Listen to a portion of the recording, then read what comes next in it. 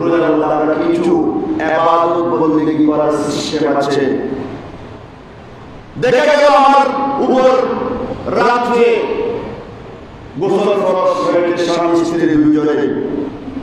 আমাদের অনেক মা ও অনেক ভাইয়ের একটা ধারণা আছে যে আমি যদি নাপাক হই আমি আর কিছু করতে পারবো না, আমি কিছু করতে পারবো না।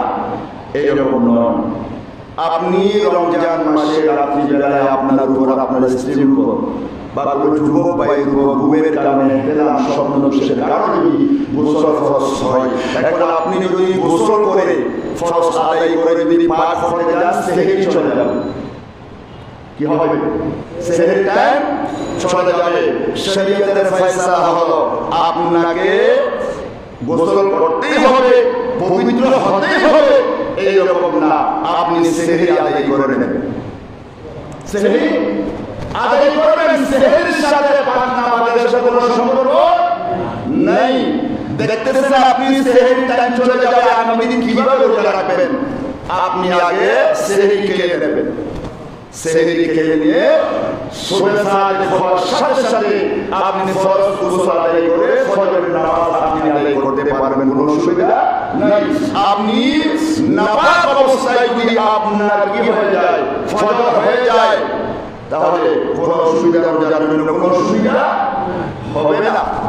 আর একটা মাসালা, আমাদের একটা অভ্যাস হলো আমরা সেহেরি খেয়ে ফজরের নামাজ পড়ে ঘুমাই। অনেক যুবক যুবতী ভাই বোন আমাদের ছেলে মেয়েদের এটা যৌবনের কারণে, বয়সের কারণে হতে পারে, এটাকে আরবি ইহতিলাম বলে, এটাকে স্বপ্ন নজর বলা হয়। এরকম যদি রোজা অবস্থায় এটা হয়ে থাকে, অনেকে মনে করে হায় হায় আমার রোজা শেষ, আমি রোজা না। এটা আপনার রোজার কোনো ক্ষতি হবে না। আপনার রোজা ভাঙবে না, আপনি রোজা পালন করবেন, কোনো অসুবিধা নাই। এটা আপনার নিজের পক্ষ থেকে এটা আপনার ঘুমের মধ্যে হয়েছে, এটা আপনার পক্ষ থেকে কোনো ইচ্ছা নাই, কোনো ব্যাপার নাই। এটা মনে রাখবেন। তাহলে আমরা বুঝতে পারলাম কি সেহেরি আমরা খেতে পারবো, শরীর না বাতালে কোনো অসুবিধা নাই। সেহেরির জন্য আপনারা খাবার দাবার রেডি করতে পারবেন, কোনো অসুবিধা নাই। হ্যাঁ, একটু ফ্রেশ ভাবে উচ্চারণ করবেন, এটা তো করেই এটা বলতে পারছে না, এটা মনে রাখবেন। তারপর আসে আমরা যখন দিনের বেলায় ওযু করব, দিনের বেলায় কখন? দিনের বেলায়। তো যারা ফরজ নামাজ আদায় করবে, ফরজ গোসল আদায় করবে, এখন আর একটা শর্ত হলো নাকের মধ্যে পানি দেওয়া হলো। নাকের মধ্যে পানি দেওয়া কি আজকে 5টা মিনিট বেশি নিচে যেগুলো আসতেছে, রমজানের কিছু মশলা আপনাদের জানা দরকার। রমজানের মধ্যে যখন আপনি ওযু করবেন, তখন নাকে পানি দেওয়ার সময় আসতে দেবেন, নাকে পানি আসে। কিন্তু ফরজ গোসলের নাকে পানি দেওয়া কি ফরজ বলেন না? এবার আপনি যদি ফরজ আদায় করতে গিয়ে নামাজ পড়তে ভালো করে পানি দেওয়ার জন্য, এখন আপনি যদি রমজান মাসে ভালো করে পানি দিয়ে যান, পানি যদি ভিতরে ঢুকে যায় আপনার রোজা হয়ে যাবে, নষ্ট হয়ে যাবে। সেজন্য শুধু রমজানের জন্য ছাড় আছে মাসালা কি? রমজান মাসে আপনি যদি ফরজ গোসল দিনের বেলায় পালন করতে হয়, তখন নাকে পানি দেওয়ার ব্যাপারে আপনি সতর্কতা অবলম্বনের মাধ্যমে